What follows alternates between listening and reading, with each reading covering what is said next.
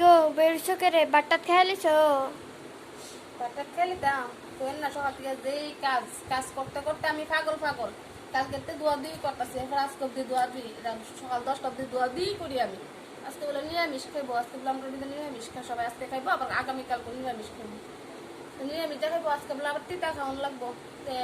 তিতা রাঁধছি জানি নিম পাতা ভাজা করছি আবার লাউ দিয়া লাউয়ের পাতা ভাজা করলাম উস্তা আলু ভাজা করলাম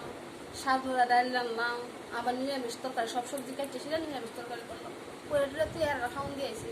আমার যেই গরম লাগতেছে আমি ফ্যানের তলে বইছি এত পরিশ্রম করতে করতে জানটা তোমার বারার তলে বইয়া গেছে গা ওখানে আর খাইতে ভালো লাগতেছে না রাইতে থুয়েছি খামু ওখানে জিরা লই ফ্যানের তলে বইয়া জিরে টিরে সেটা পরে যায় খামু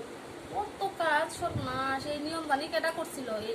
সংক্রান্তির আগের দিন নিরামিষ খাওয়ান লাগে সংক্রান্তির দিন নিরামিষ খাওয়ান লাগে এই নিয়মটি না থাকতো ভালো ছিল গ্রামের ভিতরেই তার নিয়ম টিয়ম চলে টাউনের ভিতরে তার নিয়ম টিয়ম নাই এরা কি খাইছে না খাইছে কেউ দেখে না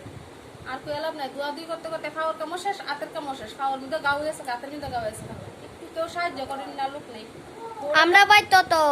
বাইত কাম করতে করতে শেষ মানে তোমারে কেমনে সাহায্য করতাম?